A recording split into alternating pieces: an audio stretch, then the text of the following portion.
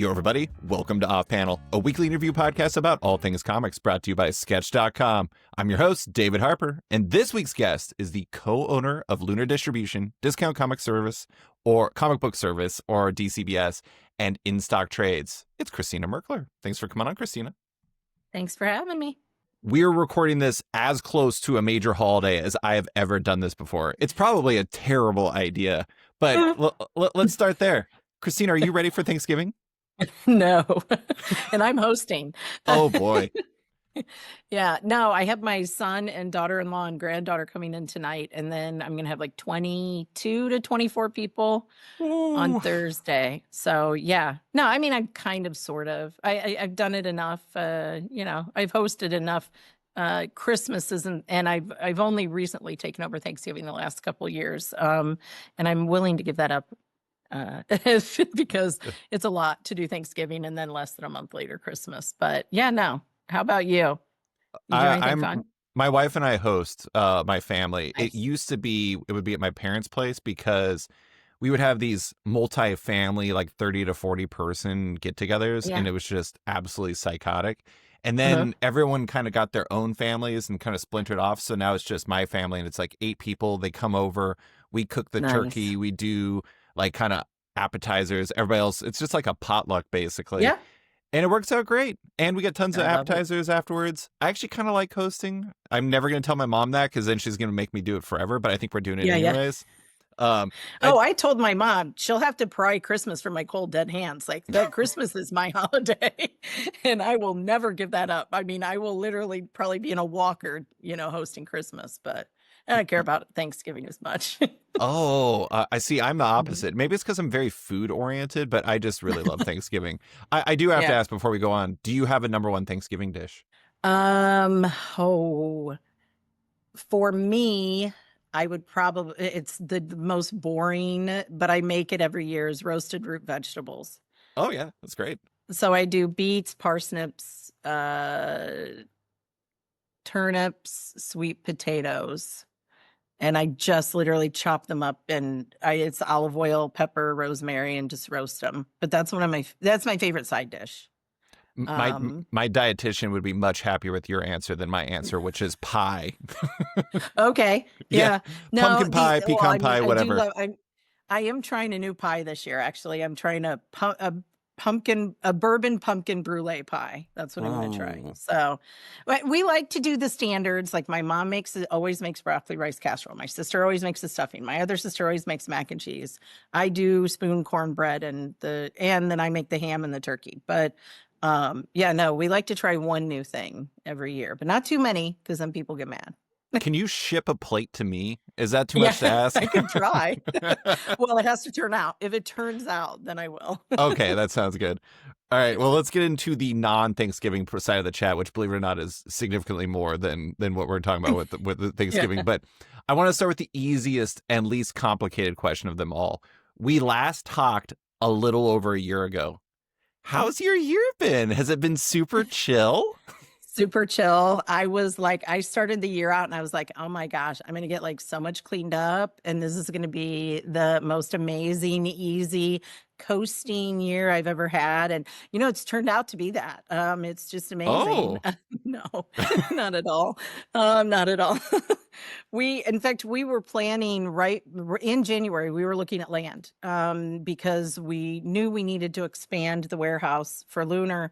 DCBS and IST had moved into another warehouse last year when we took on Image.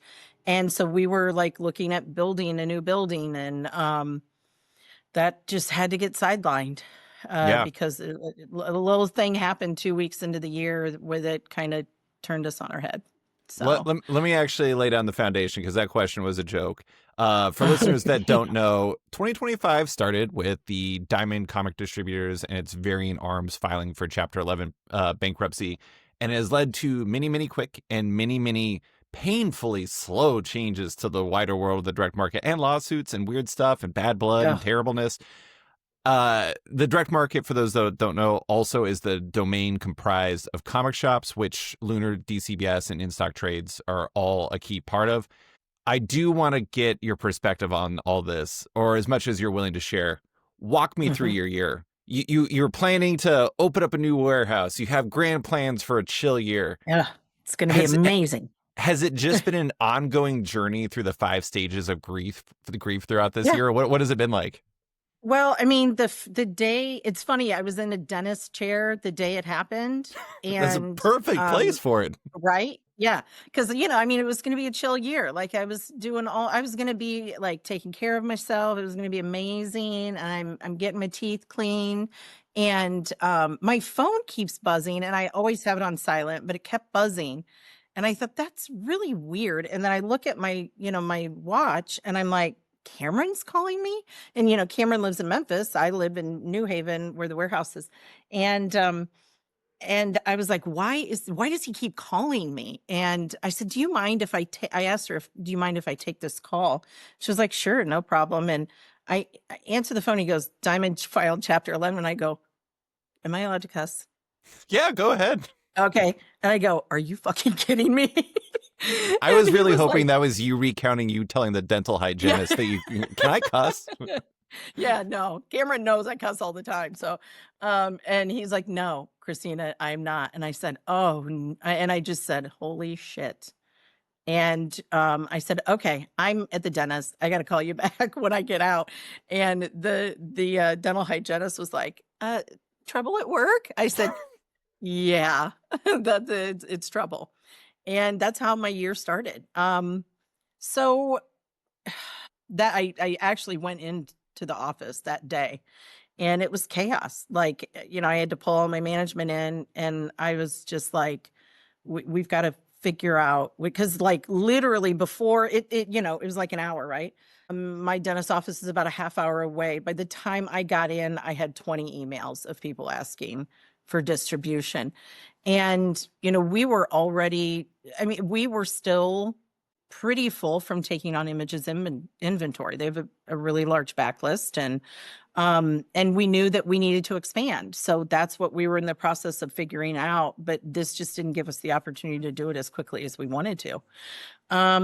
So, we had to sit down and start making plans. And it wasn't the best, because, the thing is that, especially with what happened, there are so many publishers that just were like, what are we going to do? Like, Yeah. the Diamond's the only thing we've had, and how are we going to stay afloat? And we all know, like, it turned into a soap opera, really. Like, it was like, no one could have written this stuff the way that it kind of all went down.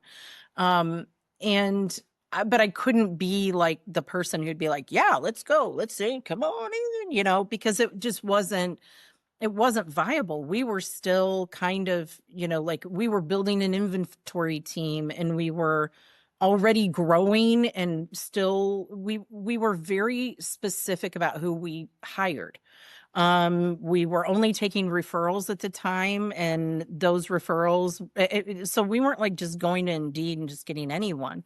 And that changed everything. So then you kind of have this forced hiring situation, which is never good. You never want to hire people just because you have to get bodies in the building, because it's never a great, we have a very specific process, and we only bring a certain number of new people in, and, they get trained, and there's a whole process that we had to like throw out the window.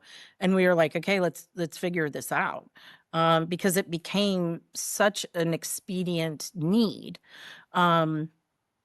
So it wasn't, the greatest. I didn't love it. The biggest part of it was the moment we knew that we had an auxiliary warehouse that was like 20,000 square feet. That was tapped out. And we were like, okay, now we have to find a bigger warehouse. So we found, it's, I think, 52,000 square feet, about 20 minutes away. It's a brand new building, which was great. But then, you have to put in hundreds of thousands of dollars in racking just to store things. And it's just like all of the money that you had earmarked for all these other things just gets completely thrown to the wayside, and you just have to like figure it out, which we did. And luckily we were able to find something that was close and it was new and but we still had to wait 12 weeks for steel racking to come in and Yeah. all of the things that we would have planned had we known. Um, and then we had to onboard some publishers pretty quickly and we had to make decisions. And that is never easy. It's not a popularity contest. It's like I had to a lot of them, and I would tell them when I talk to any publisher, I'm like, look, the reason I took this meeting is I saw that DCBS and In-Stock Trades sell a significant number of your books. And so generally speaking, they have like a good idea of what the market is. And so if I took the meeting, that's because I saw them as a viable publisher for the rest of the retail market. Sure. And that was, that's the way we had to kind of play that. Now there were other publishers that came on and we just like had to take a look and say, okay, does this make sense? Like, is this a good fit, for the mix and for the whatever? And we were learning, we had to start wholesaling this stuff, which we weren't doing before. Everything was like, and then that's another great thing that happened is that Diamond ruined consignment for everybody, right? Right. Or the misrepresentation of what they were using it as consignment. So there are a lot of people who we were like, look, this is how we normally do it. And they're like, we're not going to do that anymore. We don't feel comfortable. So you're going to have to purchase it from us. And that creates restrictions on, the finding your ceiling, much like a retailer does, because you only have so much capital to work with.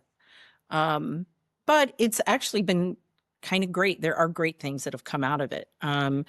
We are carrying Scholastic, and some of the numbers on the Scholastic stuff blow me away. And I'm talking like regular, just like Dogman, just like I knew Dogman sold well. Holy cow. Yeah. Those numbers are nuts. But then there's other stuff like Abrams that has done incredibly well for us. And we added Chronicle books and we're like, okay, maybe we'll delve a little into the gift novelty stuff to make sure it rounds out what retailers can have, available in their stores. So there have been like great things that have come out of it that we probably wouldn't have considered, at least for another year. That I think has also taught us, because it's a different sort of process and workflow that my team has to work within. We had to double our staff. Like we went from, let me get this right, I think we had 68 warehouse workers in January and we have 110 now. Is this And specific for Lunar? yeah, just for Lunar. Yeah. So the entire Lunar team was probably at 75 and we're at 160 now. So just a few quick things. One, I want to note for listeners, the consignment thing that you're talking about, the idea is basically that Diamond ruined, new Diamond 2.0, Diamond Zombie Diamond, whatever you want to call it. Yeah. Ruined consignment for everyone because they basically, for a lack of better phrasing, held the consignment stock or inventory hostage that was, belonged to varying publishers. Owned by the publishers. Owned by the publishers. And they're like, we're just going to sell it and keep the money. Peace. And turns out that was not a popular move and also a litigious move and a grand old party for everyone involved. So needless to say, consignment all of a sudden became a bit Not weird feeling. Yeah, it became something that didn't feel right for publishers, understandably. But I do want to ask about like the changes, because when I emailed you a couple days after this happened, because I was like, Christina doesn't need me emailing her right now. She's got enough emails coming into her inbox. And you were like, you told me something along the lines of like, it's not that it changed plans, it sped up plans. It seems like a lot of what you were going to do was going to happen already. It's just your timeline became somewhat more compact because of all this. Yes. That is exactly it. Like we had planned to add wholesale, add Scholastic and other options. And we wanted to add more publishers. I mean, we still want to add more manga publishers because we know that that's like a hole we have. And It absolutely sped it up. And also we wanted to do more research on it and make sure we got it just right. But also when it speeds it up, it creates hiccups within your own normal workflows and processes that that you don't like. Like, we're perfectionists when it comes to like packaging and getting things right and always wanting to make sure it's right. Which is impossible, by the way, when you have 100 human beings in the building, right? It's not possible to be perfect. We're always striving towards it. We're never going to reach it, but that's always the goal. And when you throw a bunch of humans in that you weren't ready for, and it is not a part of your normal process, it screws some stuff up. And we understand that, but we had to do it. Like, it was like, you either do it or you like, then you don't take on those publishers and then they go out of business. Like, there was like this feeling that if we didn't take on as many as we possibly could to our very limit, that people would be going out of business. And we still, there's still 50 publishers that want to come on that I just can't take on. And I think it's important to say, and I know that, Adam Freeman's had this conversation, and a lot of people are having that conversation with independent publishers. The numbers don't, I mean, the way that a distributor works the best is when they have a lot of volume. Right. So if you have a DC, an Image, a Marvel, and you have a lot of volume, it is easy to have good processes and to be able to pay your people well, because that's another thing we do. We pay our people very well. My people all have a livable wage. They have health insurance. They have dental and vision, and we even pay for small life insurance policies for all of them. So like, we want to make sure that our employees are taken care of, and it costs money. And we want to be in a nice warehouse that is climate controlled, which is very important to us, and that costs money. So I can't take 100 publishers on, though, that don't aggregate to make sense, right? Yeah. So that's the hard thing. Like, I'd love to be able to do it. It just doesn't make financial sense to put some people on a line when we get orders for 93 books out of 2,500, retail accounts. And now, a quick word from one of our sponsors. Are you ready to face the future? Look no further than 2000 AD. It's the galaxy's greatest comic. Every week, 2000 AD brings the best in sci-fi and horror, featuring characters like Judge Dredd, Rogue Trooper, and more. Get a print subscription to 2000 AD, and it'll arrive through your mailbox every week, and your first issue is free.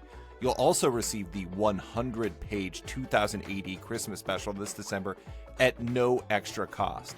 Or subscribe digitally, and you can download DRM-free copies of each issue for only $9 a month. That's 128 pages of incredible comics every month for less than $10. Head to 2000AD.com and click on subscribe now, or download the 2000 AD app and start reading today. And now, back to the show. I mean, I think the thing that a lot of people don't realize is that, what is it that Marvel and DC, roughly speaking, comprise 70% of the direct market in terms of sales, in terms of single issues at least. And that remaining 30% is made up by a lot of publishers, that, including a lot of ones that the average comic reader has never heard of. That doesn't mean they're not great. That doesn't mean that they don't do good things. It doesn't mean that they don't deserve distribution, but it also means that distributors are going to have to make a lot of hard choices. And I think the interesting thing is it's kind of exposed some holes in here's an example. I've talked to a number of shops and a number of creators who've worked on these books where it's like, nobody knows how to get Macmillan books. Like First, Second, and 23rd Street books are great. They do really good stuff. There, a number of their books are going to make my end of the year list. And I had to tell my shop how they can even get those books. And they're a big 5 publisher. They are a distributor unto themselves. And it's fascinating that I think that this whole sequence has exposed a situation where everyone, once they lose the architecture of Diamond, has to almost reorient their thinking on how to do stuff, because in a flash, just like you did, because how do I get publisher X, Y, or Z? I don't know. So now I got to figure it out. Do they even have a home? Do I order from them? I don't even know. It's a really weird time. And that's exactly what happened to us. We were like, how do we get a Scholastic account? Like, what do we didn't know. You know, even as a distributor, we had to reach out, and then and their processes are very different, and each, you know, distributor is like that.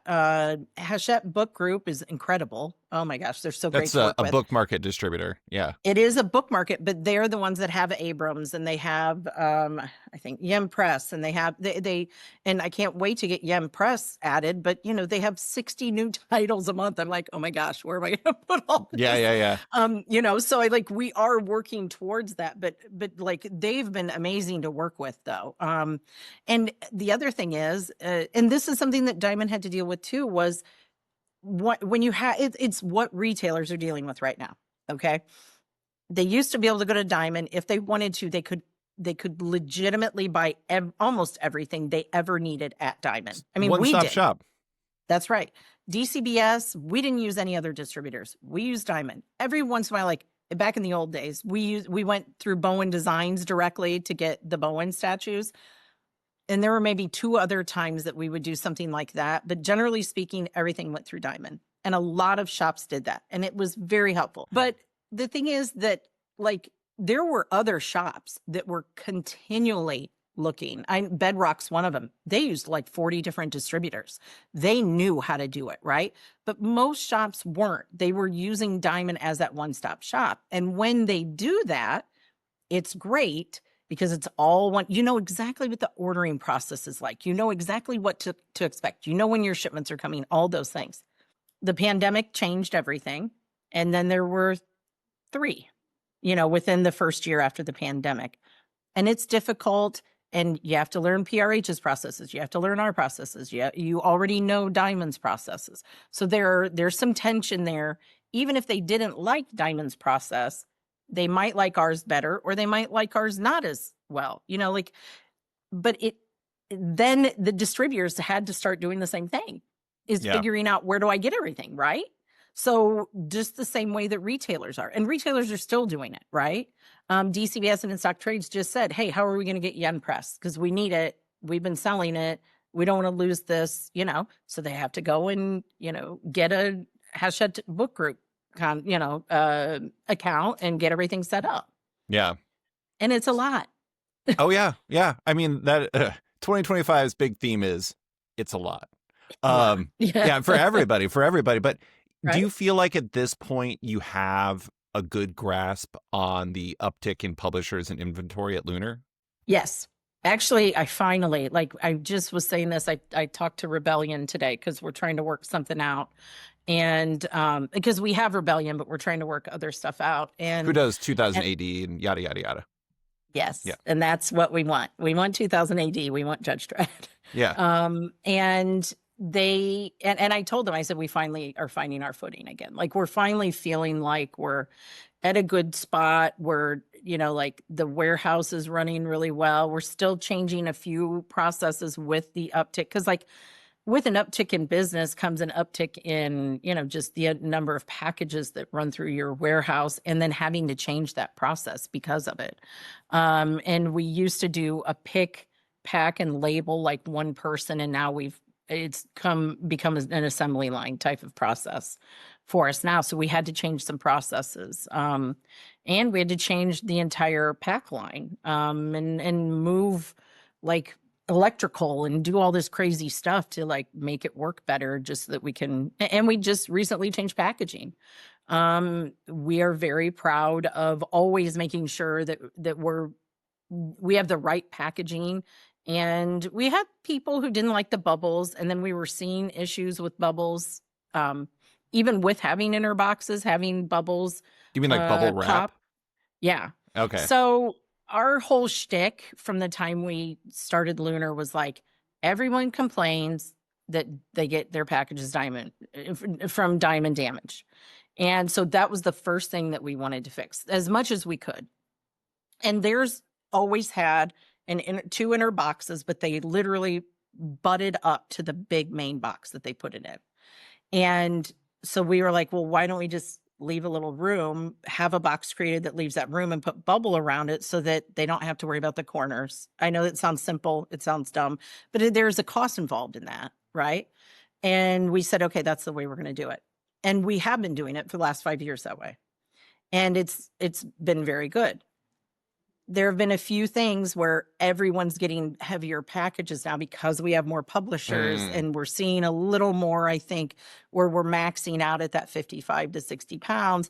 And I think that, and freight is crazy. So we're trying to make everything standard. So we have an amazing box company we work with. It's crazy that I'm saying this word, right? I love it. Oh, this amazing box company. But they're incredible.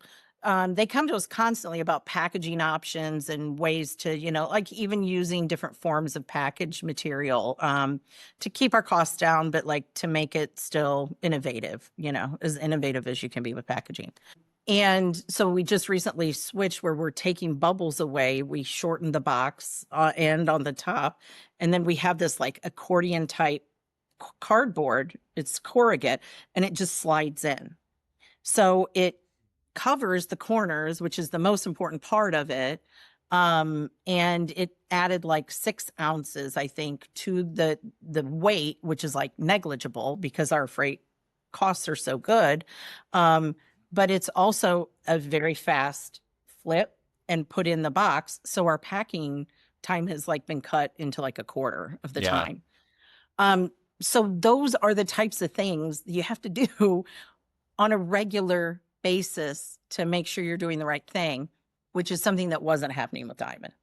And I think that was a big part of it. So I think those just aggregated things every year. If you're not constantly trying to figure out how to make yourself better, someone else is going to figure out how to do it.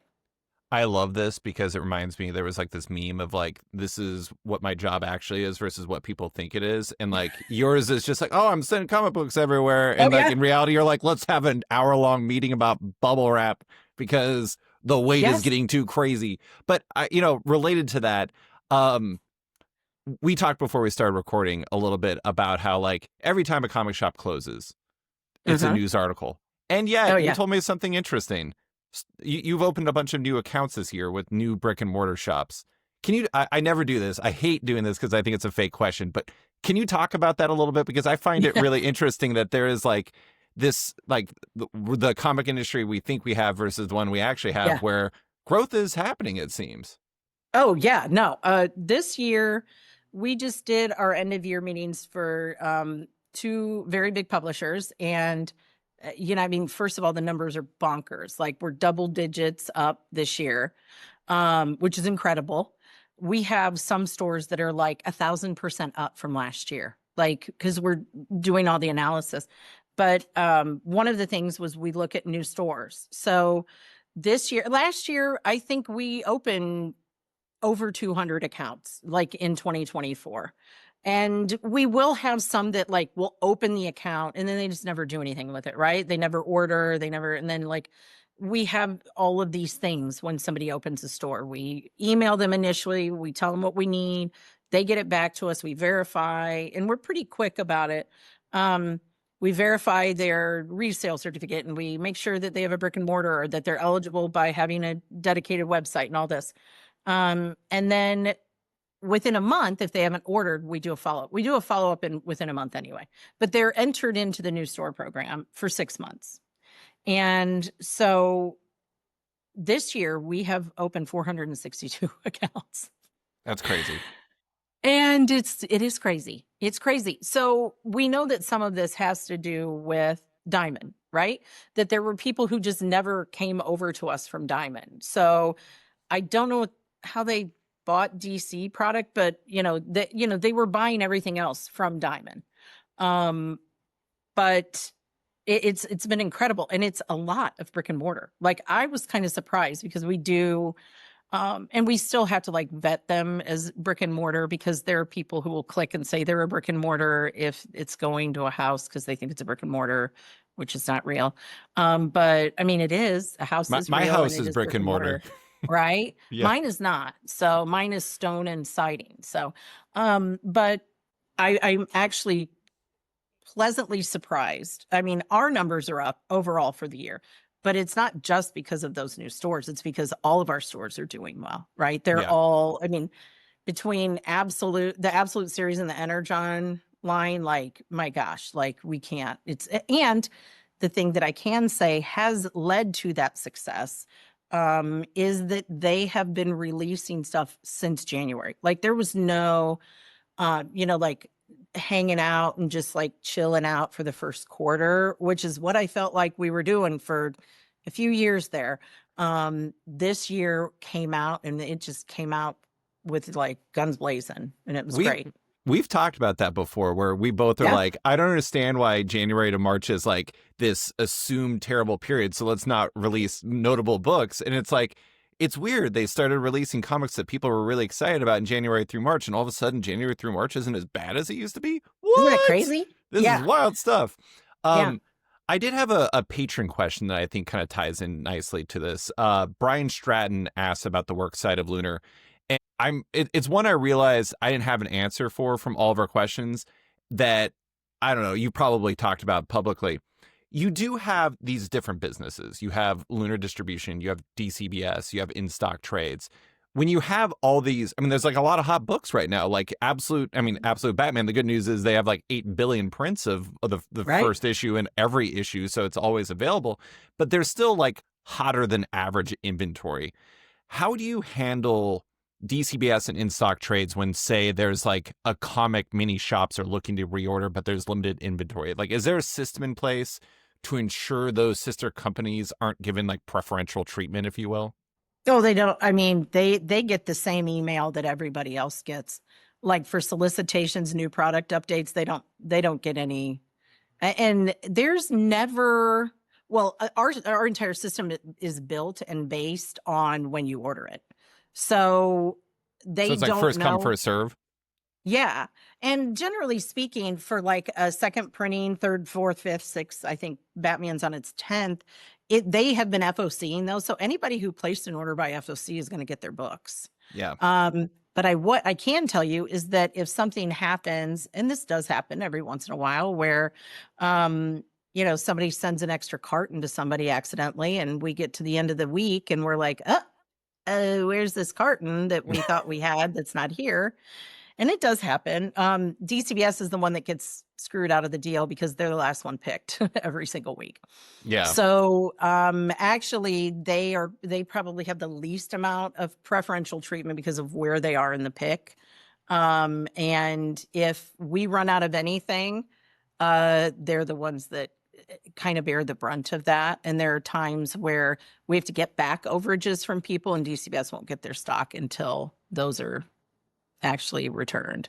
So we always hope they return them. But generally speaking, it is all system based, and no one in that warehouse, no one. I mean, I have 100 people out there, 100 to 110 people picking at any given time.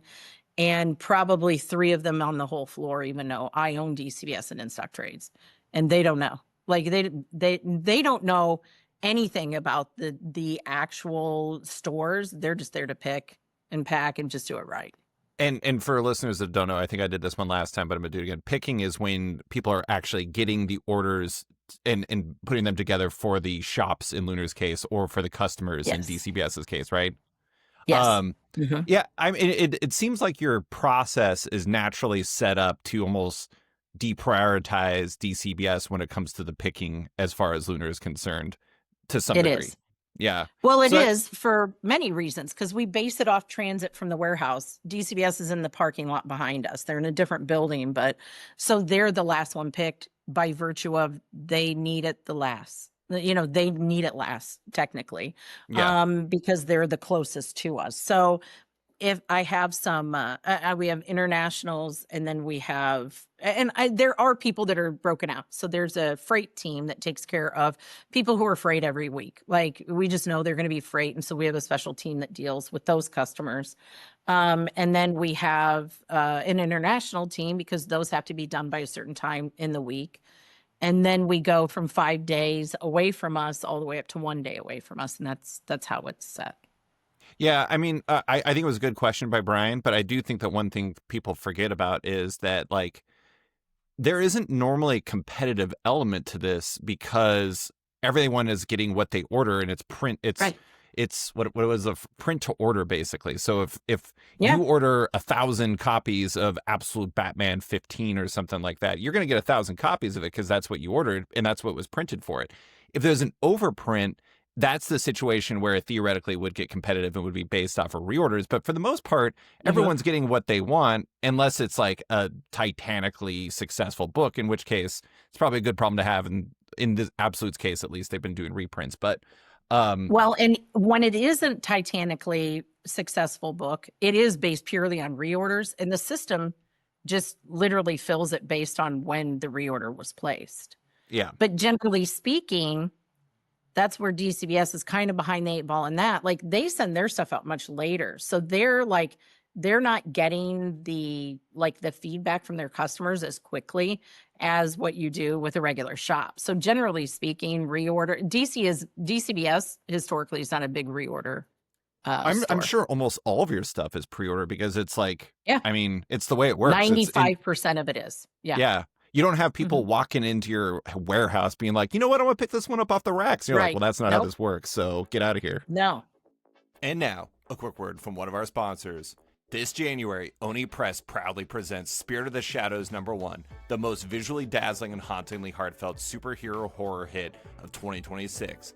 A stunning new 5-part series drawn from the darkest recesses of the imagination of co-writers Nick Cagnetti and Daniel Ziegler, and featuring the first full-length artwork by Cagnetti since his electrifying debut with 2022's Pink Lemonade. Once, Eric LaRue was a mortal musician until his sudden death plunged his soul into the carnival-like torments of the spirit world beyond our own.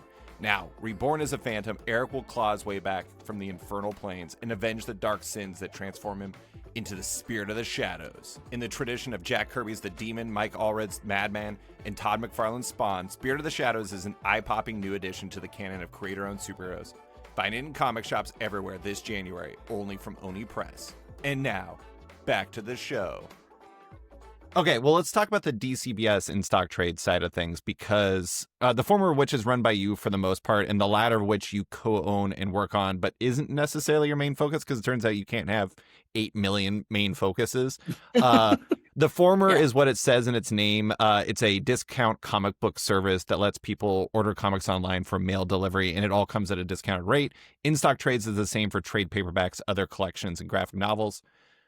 You talked about how you're seeing really significant upticks in orders on the Lunar side. You're seeing it from the distribution side. How's the year been for DCBS and in-stock trades, as much as you can talk about it? DCBS has been good, but not fantastic. Like, it's been great. It's been a very big shift with DCBS, because what we did as of July 1st is DCBS stopped ordering anything from Diamond. And so when we did that, we essentially said, we're not going to be carrying anything besides, periodicals and collected editions, which was a significant part of our mix. Like, what DCBS offered was the previews catalog every month, right? So you could get into the previews catalog. You could order a game, a T-shirt, a toy, a statue, an enamel pin, whatever, right? And we sold a significant amount of that. But they were not filling those. They weren't filling anything. And that seems like a problem. So it was a bit of a problem. And so we said, you know what? And to be fair, at the end of last year, when we ran our numbers for DCBS, there were about 50 publishers that we sold one copy of one of their books all last year. All year? And we were like, we should probably rethink this, because there's a lot of work that goes involved, that getting it into the warehouse, checking it in, giving it a location, having to go back and pick that one book. And it's not, it's in like a combined location with other books that they're only one of, and sliding through that and pulling that book. And we were making money on those. We were like, we should really rethink the whole thing. So we already kind of had that idea of, we're going to start curating it more and not just offering everything that was in the previews catalog. So as of July 1st, Mackenzie, who is our daughter, who actually manages the DCBS warehouse and has worked for us since she was like 16, even through college and everything. Um, we sat down with her and she was like, look, I think we just need to focus on the comics and the collected editions. And, she's taking a look at what PRH is offering and really finding some neat, cool things that we hadn't offered before and publishers that we didn't. And then looking at Lunar and saying, yeah, we want to carry all of this. And so what has happened is the numbers are bearing out. And although we don't have all of the other ancillary stuff, our numbers haven't changed. Yeah. Which what we're seeing or what we're assuming that means is that people have money to spend with us. They like spending it with us and they're just going to find what we have to offer. And that's what they're going to spend their money on, which, was a bit of a sigh of relief because, we weren't sure how that was going to go. We were like, if we give away these statues and, significant dollared items, what's going to happen? But it's also going to help us be a way more efficient warehouse. Now, In-Stock Trades is having a record year. It's absolutely bonkers. And it's because everyone else is having a bonkers year, right? There are days where Adam who manages the In-Stock warehouse, he'll be like, we had another record today. And it's like in the middle of July, like as a single day. Yeah. So it's been kind of crazy. But what's also crazy is that we have In-Stock Trades has competitors that are like fairly new, and are doing just as well. They're Yeah. just going gangbusters. So it's not like anyone's losing business. It's like everybody is gaining the business and getting new people. Which, makes me very happy and makes me feel good about, the future. So, Well, and it matches what I've heard from comic shops too, for the most part, where a lot of shops I talked to, like I did a piece for ICV2 about the summer in 4 comic shops, and like I think the smallest gain during that period was 9%, and it went up yeah, as high as like 40 to 50%. And we're not talking about like one of the shop that was up 40 to 50% is not a small shop or small shops. It's like 9 right. shops. What is driving what you're seeing? Is it, I mean, it's not all Absolute, but I have to imagine a lot of, I mean, Absolute seems like it's kind of a pretty good at moving the Absolute is needle. its own animal. Yeah. Yeah. It is like, I don't think, I don't want to jinx it or anything, but like, holy cow. Absolute is driving a lot of it, but what it is also doing is like when people get excited about something, they like, I think for a year or two, people were just feeling meh about comics, right? Yeah. And You're talking so about like then they were just 2023 and like 20, right, end of 2022 to first half of 2024. right. Yeah. And I think that they were like, okay, whatever. I'll buy what I buy. I'll just buy the same thing I buy because I've been buying it, but there was no like real excitement. And, I think the thing that started it actually was the Energon universe. So the Energon universe is really what started getting people excited. And then Absolute came out, and there was like just an excitement around comics in general that kind of brought everything up. And I think that it's only gonna, I don't see it waning. I really don't. I see that people are like, okay, now they've tried these new things. And I think the key has been Transformers, G.I. Joe, all of them are like reimaginings as opposed to just like a rehash. And that's the key. Absolute is a reimagining. Anything that's just like a rehash, people are like, yeah, whatever. But if you actually, they've got some great teams on it too. Like we've always said this. I mean, it's not a secret. You get a good chemistry with a creative team and you're going to see the numbers that you want to see. Yeah. And sometimes they don't necessarily translate, with something else, but generally speaking, it's, I think right now we're dealing with lightning in a bottle, but I think it's going to like carry us forward.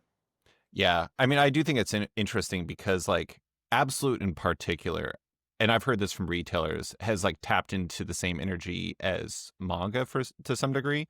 And like Mhm. some shops have seen manga readers getting into single issue comics because of Absolute, which is pretty amazing. And like I mean, I'm always like, so easy for me to say this. It's so easy to armchair quarterback this stuff and just be like, hey, have you ever thought about just making good comics that take big Yes. swings? I just solved all your problems. You're welcome. Not really. Yeah. It's not as easy as that. But I mean, if fundamentally, like, that is the energy that they're tapping into with Energon and with Absolute and with Ultimate Marvel to some degree. But it's funny. It's like I've been trying to think lately as to like what a good comp for Absolute is, and there isn't necessarily a really good one. Like maybe the original Ultimate Marvel universe, where it was like kind of came out of nowhere. It was coming from a point where things were not quite as good, and then all of a sudden this thing burst on the scene and brought in new readers, but then also led to a much stronger period for the publisher overall. That's probably the closest comp, but I honestly don't even know if Ultimate Marvel was as successful as this has been in terms of driving new and lapsed readers in. But have you found, I mean, you said in-stock trades is really thriving. Have you found that the energy you're getting in single issues is spreading to the collections as well? Oh, yeah. I for the last 5 years, we've had DC.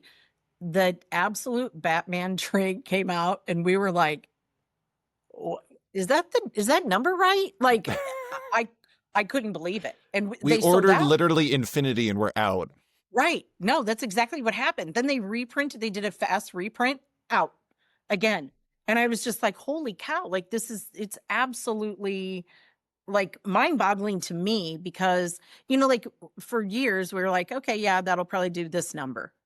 And when I saw those numbers, I was like, is that an additional zero? Like, that's what it was. It was like, and sometimes it was 2 zeros.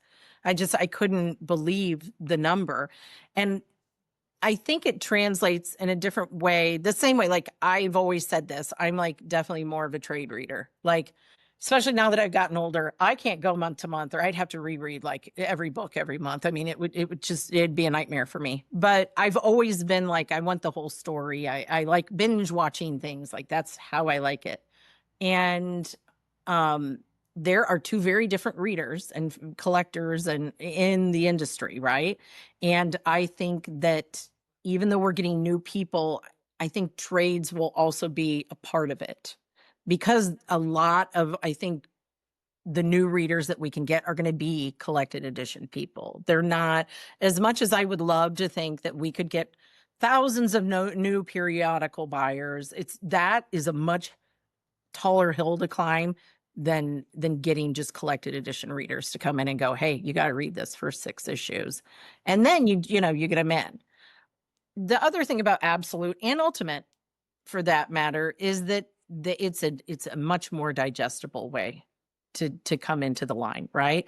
Like me, I can't, like, even 160 issues of Batman. Like, yeah, I know Batman. You need like a doctorate to read Detective Comics right? At times. Like, that's how I feel. And I'm not saying that it's not possible. There are people who are absolutely in that place where they want to do that, right? They want to experience it and do all of that, because there are definitely people who want to start from the beginning. But I think that's why Absolute is so successful, is that people are excited about it. And to be fair, Dragata has a lot of manga influence. I think that was the total like package there. And I think that's what really appealed to the people that are reading it now. I mean, you go through the whole thing and it's all very manga coded, as the kids would say. I mean, like, you look at like even the fact that all the versions of the characters are younger ones that are like going through this process of becoming heroes. It's a very manga archetype. It's an everything archetype, but it's one that's really known right now for manga. But I think that there's a couple interesting things that I've heard about the success of all this, particularly on the Absolute front, is that I've heard that, like, traditionally, you're right, there's like the idea that there's two discrete readers, right? There's like the collector who will buy single issues, and there's the trade waiter. And like the trade waiter absolutely is a thing. I mean, look at like Saga is a good example of that. Like, when there's some people who literally would just read Saga, and then when Saga took its break, they just stopped reading comics until Saga came back, and they're like, I'm back, I'm here now. I've heard that Absolute readers are double dipping at like a crazy degree, which is really fascinating to me. They're reading single issues and they're buying the trades because they're like, I love that. I'm going to have an easy version of it. I'm going to have both. And like, I remember talking to somebody who's been working in the industry for a long time, and I told them that was happening. They're like, that doesn't happen. I'm like, well, it's happening. So what am I supposed to do? Like, you're not seeing this in your shop? They're absolutely seeing it in their shop. So Yeah. I think that's a really interesting thing. But also, it's just, I completely forgot my second point. Imagine I said something very smart, Christina. The point is, though, is like, I do think it's creating this environment. Now, this really fantastic environment for comic shops. Now, I just wrote a piece on Sketched about non-licensed comics and how, even though shops are up, that a lot of originals and creator owned aren't doing quite as well. It's very good time to be Robert Kirkman. It's a very good time to be James Tynion IV. Probably, it's a good time to be Patrick Horvath, Ed Brubaker, and Sean Phillips. No one's questioned their success. All deserved, Absolutely. all doing great. But there's a lot of books out there. There's a lot of competition for interest. And like, so far, we haven't seen the spread of success in necessarily as pervasive a way as we have in the past, like for the New 52, for example, where it led to a lot of image books popping rather than a few image books popping. Do you have a sense as to how that side of things is going? I mean, you have mentioned the Image is doing well, but is that space doing well from what you've seen, or trending upwards, or what are you seeing on that end? It is doing well, but I think that, like you said, there's a lot, right? I think many publishers are trying to figure out the right like path in solicitation. They have to figure out how many covers they need to have from the beginning. It's like, it's all very formulaic math type of thing that isn't necessarily conducive to the creative process, right? So that it is always a numbers game. What I can say that I feel very confident about is that DC is now they're relaunching Vertigo. Mm-hmm. So the Vertigo titles are in the catalog February. right now. Yeah. Right. So I think that Vertigo bringing that to the forefront again is going to help all of those independent comics. Like I really truly believe that it's just, everyone's been so focused on Absolute and Energon and like big, like standard comic type things, that it's not that regular independent comics haven't been doing well. It's just that they're so far outsized now because of the like ridiculous success of Absolute and Energon. But I do think that Vertigo being relaunched is going to it's going to bring a whole new renaissance of independent comics. And I think it's going to give everybody an opportunity to really show their best creative work over the next couple of years. And now, a quick word from one of off-panel's sponsors. It's going to be a very happy holidays for comic fans because IDW is bringing readers all kinds of presents. There are gifts for fans of superhero and adventure comics alike, as recent off-panel guests Jean Luen Yang and Freddie E. Williams II kick off their new run on Teenage Mutant Ninja Turtles, and The Last Ronin gets a box set just in time for the holidays. While it's a time of joy, IDW is still bringing the scares, as Event Horizon's run of sellouts continues with its most shocking chapter yet, and Tim Burton's gothic horror story is back in Return to Sleepy Hollow.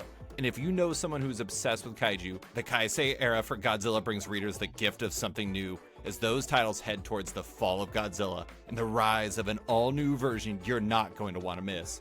All that and more is coming this December from IDW, so treat yourself by talking to your comic shop and adding these comics to your pull list today. And now, back to the show. I have a dumb theory. Are you ready for the dumb theory? Yeah, I love dumb theories. My dumb theory is that that there is a lot of parallels between Absolute and New 52 in terms of driving readers into the shop, and new and lapsed readers. The difference is that the New 52, I say this with love, was a very flawed endeavor with a lot of mediocre books. And Absolute and Energon and Ultimate, if you only want to stick to those books, you're covered. They're good. They're really good books. And so the New 52 led to a spread to independent books really quickly because people are like, oh, I don't know about this. I'm going to go check this out because it's new and hot and people are telling me I should read it.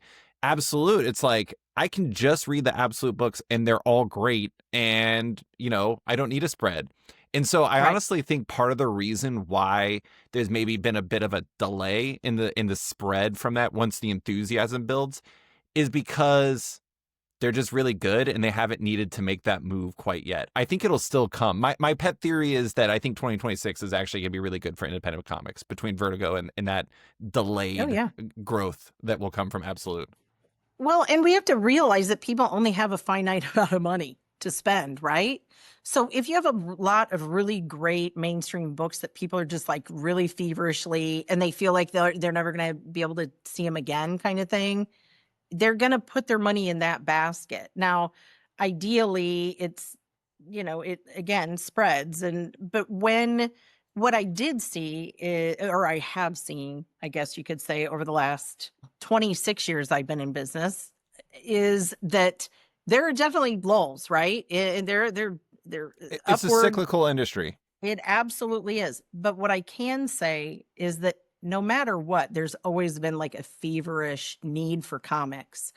And there are, even when we've hit our leaner times, people are still spending generally the same amount of money. And the only change is that they might try a few things they never would have. What I think hurt independent comics is there were so many out there, and this is probably not the greatest thing to say, but I'm going to say it.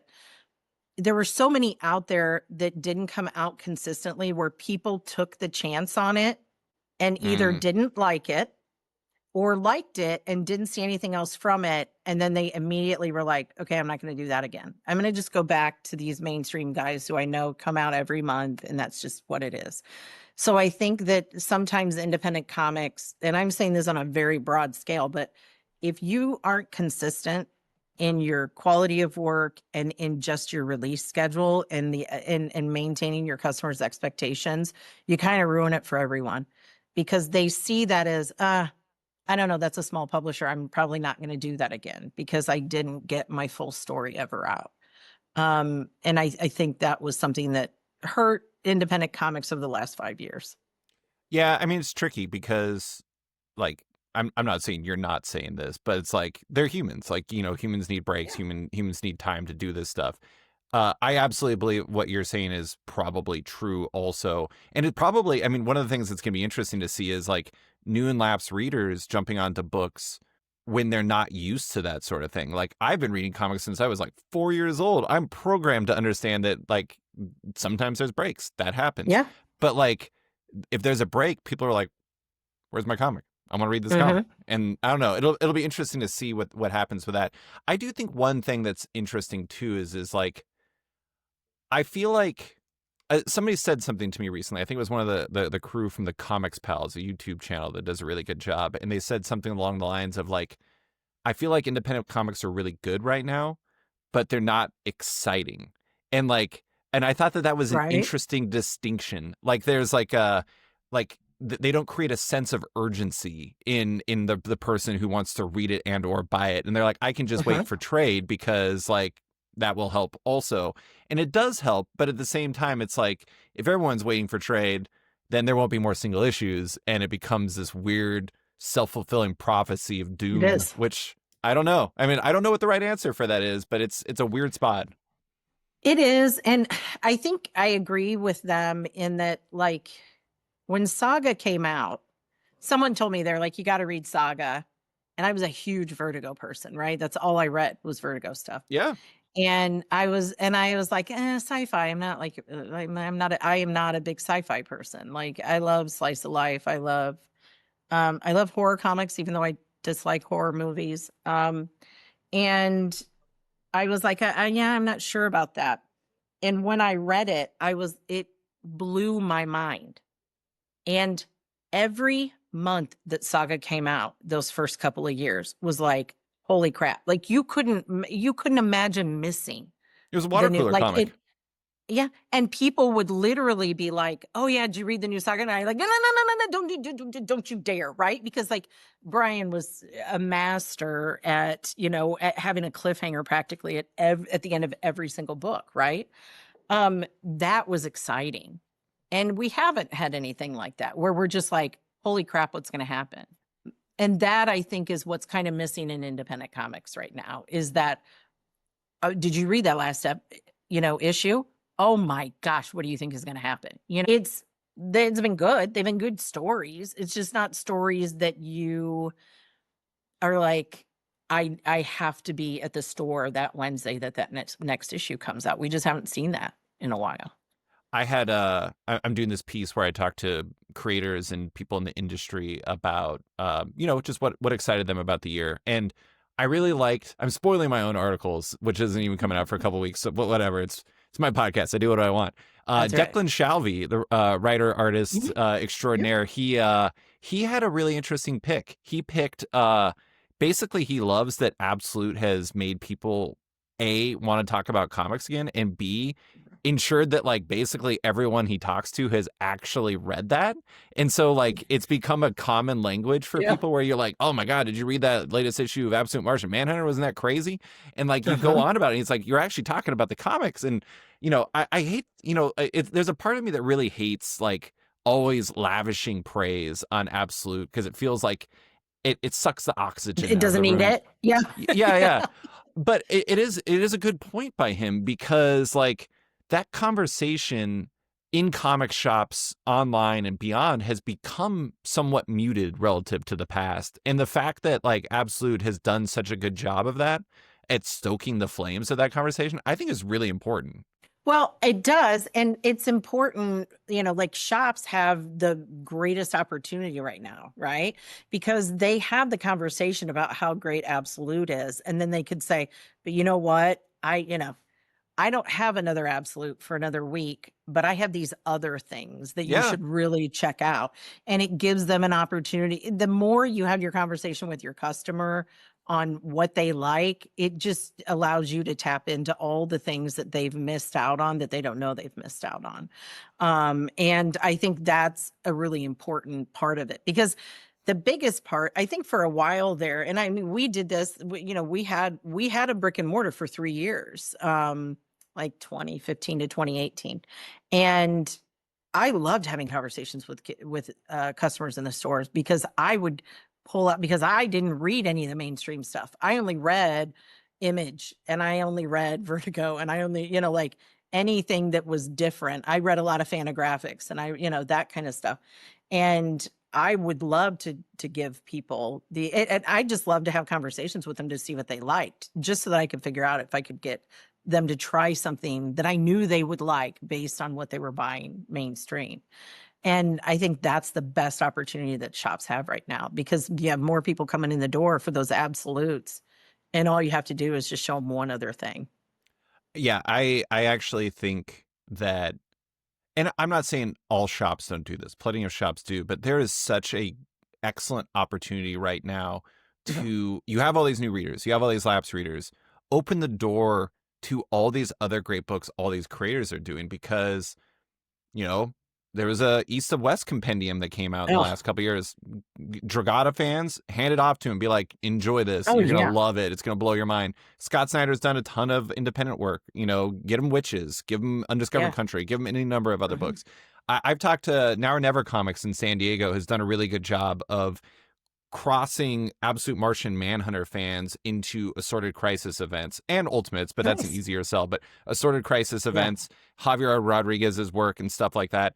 I mean, there's Kelly Thompson. Kelly Thompson like did 2 excellent Image books in the last couple of years, in Black Cloak and The Coal, and like everyone should read those. If you like Absolute Martian or Absolute Wonder Woman, not the same, but it's the same voice that's writing them. And like, I think that there's it's everyone's looking for a guide in the process of enjoying comics, and there's such a uniquely fantastic opportunity to do that right now that I think would be effective if people put in the effort. And that's not me trying to say retailers are lazy, because God only knows that's not true. But I do think there's an opportunity there. Right. And I think retailers are being successful at it because they have found that is the opportunity, right? Mm-hmm. I get it. Some retailers can't, like, it's a lot of work. I say this all the time. We're in the wrong business. Like, if you want to make a lot of money, you're in the wrong business. Because my son will call me and say something like, what about, what if we offer, what if you guys carry this and this? And I'm like, Caden, like we can only take on so much, Yeah. but like, we have conversations all the time about how hard of work it is. And it is. And the reason that we do it is because we're passionate about it, right?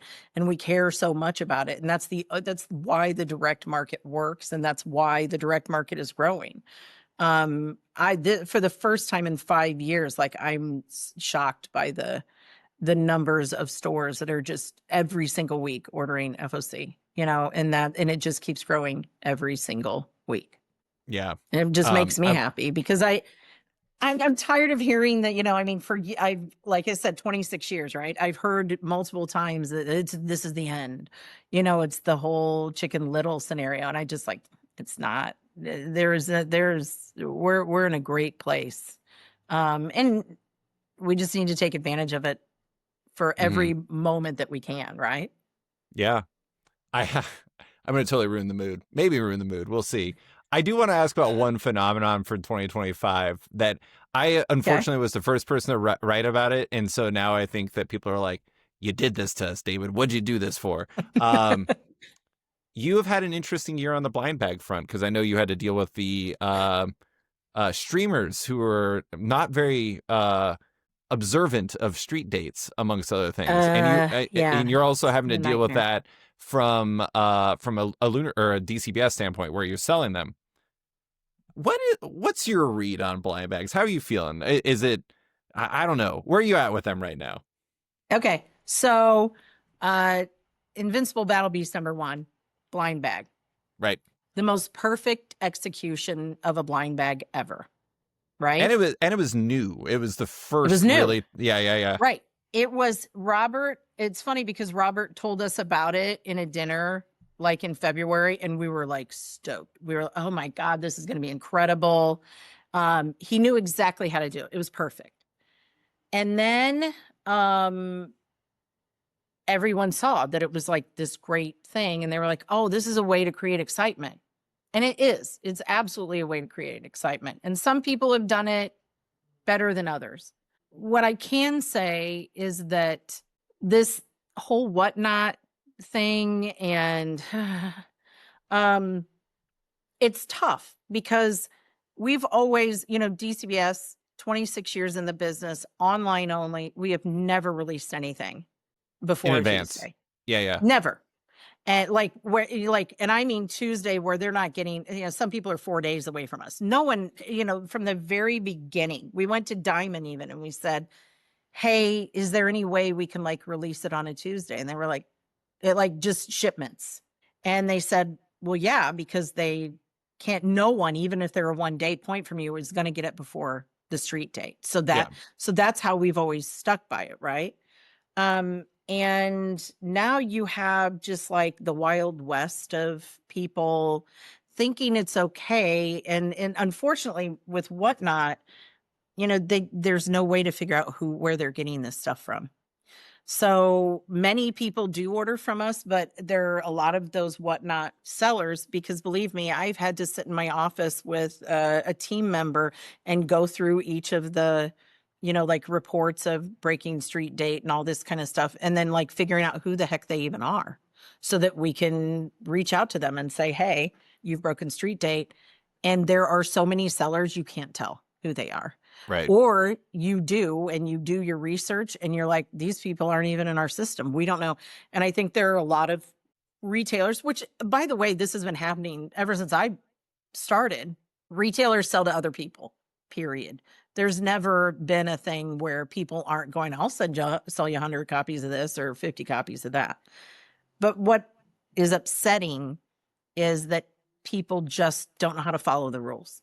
And so we've had to come down on people. There are at least a dozen people who have lost early delivery full on permanently for doing this. We're not. And the thing is, we've continued to communicate. Look, you're not allowed to open the blind bag before. You're not allowed, all of these things, everyone gets full communication on what's acceptable. And if you're not going to follow the rules, then you just don't get early delivery. It's a privilege. Early delivery is a privilege that people who know how to follow rules get to have. Unfortunately, you met a lot of people this year who are not very good at doing that. So for listeners that don't know, basically what was happening was that Uh, there was a number of blind bags, which are cool and exciting to break online because breaker culture is both a curse and a Yeah. blessing on our society. And what they were doing was they were getting them early. And of course, they were opening these blind bags on streams for people to watch. The entire point of which was it'll be exciting to find out what's inside. And they were finding out before it even came out, which was kicking the legs out from all the other people who are going to sell it. And that sucks. And well, that sucks. So blind Mhm. bags, curse and a blessing. There it is. They are. I mean, it's a great way to create excitement for a series, which is exactly what Robert's intention was. And he did it the best of anybody, and he was the one who started the trend. He He's also the probably only looked one who's used it once so far, which is, right, I think, says right. something So about it. I think that's a key. Even DC was like, we're not going to do this for a ton of stuff. We'll do it for this, and then we'll do it for this, right? But they're not going to like blind bag every series. I think it's gonna get run into the ground, and then Oh, people are gonna yeah. be like, yeah, whatever. So, but I think that like even the Mark Spears one was phenomenal, but that's the one that was the most grossly, you know, ruined by just a very small segment of retailers that just couldn't follow the rules. But I mean, Mark went on some of those Oh, streams the streams and was before? he literally went on. I was like, you're not supposed to be, and they just block him. They were Oh, awful. They were just, yeah, it was bad. I just, and the publisher had to get involved and then send us people. And it was, it's like, come on, can't you just like be a good business person? And, I mean, it's what it's like in every industry. It's not just ours. And we are in that collectible type culture, but what whatnot has done is, it's still bringing an excitement to new people. Like, I don't want to discount that whatnot has done something that has kind of transcended what we thought could be how you sell comics to people. So I don't think it's a bad thing. I just think that it's important for people to make sure that they're, like doing it in an ethical way. Like I love that people could create excitement for these books. I just, you just got to follow the rules and be an ethical person and a moral person. I think part of it is like I'm going to describe myself as sports card curious. I'm not going to do Okay. it because if I actually started buying sports cards, I would be bankrupt because they're incredibly expensive. They are. Um, Yeah. but like culturally speaking, it operates completely different than comics do, and it's fascinating because like I feel like a lot of what the problem is coming from the dissonance between those two cultures and when they rub up against each other because they're just not used to each other. They don't know how the other one operates. It's like an Right. awkward first date. They're going on a blind date with a blind bag and it's all jacked up. But Right. yeah, no more on blind bags. I want to close with a big picture question. So it's Okay. been a weird year. We've talked about that. It's also been a good year by most accounts in Oh, terms yeah. of shops being up, what you're seeing being up, et cetera, et cetera. It's also an interesting time for distribution, not just because of Diamond, but also because now Universal is entering the picture, Sure. at a Canadian distributor for those who don't know. That's a lot of change on top of a lot of change. We're on the doorstep of 2026. How are you feeling going into 2026, Christina? Probably better than I did last year, Oh, which yeah? is kind of surprising. Yeah. No, yeah. I mean, I felt really good about coming into this year. Of course, I thought it was going to be a little easier, but no, I think 2026 is only like I've seen some of what Image has planned. I've seen some of what DC has planned, and I think people are going to be very happy with what we're going to see in 26. And I think some people have learned some lessons over the year. And it makes people, and I'm talking to every publisher, right, that was affected and every single publisher was affected by Diamond's bankruptcy. But I think it's kind of like the pandemic did to us, right? You start to evaluate things and you realize the things that maybe some of the mistakes you made and some of the things you overlooked. And it's given people a new perspective on how they should run their business. And I think we're all going to be stronger for it in 26. Yeah, I mean, I'm not trying to act like either the pandemic or Diamond's bankruptcy were good things, because God only knows both have horrible, horrible No, pain points across the board. But right. I do think sometimes the comic industry and the direct market in specific can be guilty of complacency. And I think that when you're complacent and when you don't make change and you let inertia rule the day, people get bored. You don't create Yeah. that sense of urgency. And I think sometimes you need something to change things up in that regard. My main question is, like, in 2026 is like, will like the spread start going towards the non-licensed books, as I put it earlier? Who knows? But I will Yeah. say it is a good foundation to build from, and sometimes that's all you can ask for, I imagine. Right. And if they figure, I mean, everyone's still figuring it out, right? It's, what we have to really look at is not just we need to stop worrying just about our industry and figuring out all of the other industries that are related to us that we could be taking advantage of, right? So like that's always been a thing. Like if you're putting out a comic as a creator and you stop putting that comic out, somebody was in love with that comic, right? And that's the only comic they read. They're going to just go find another form of entertainment that's going to fill that hole. So you always have to make sure you're consistent. Like that's what I've said all the time about just in general. Like I remember Matt Fraction asking me this question like at comics for like 10 years ago. And I wasn't saying it to him specifically, but I said, you have to be consistent. If you have a comic, there are too many options available to people now. And you have to make sure that if they know it comes out once a month, it's coming out once a month, right? Because the moment it doesn't, they just find something, they pick something else up on the shelf then.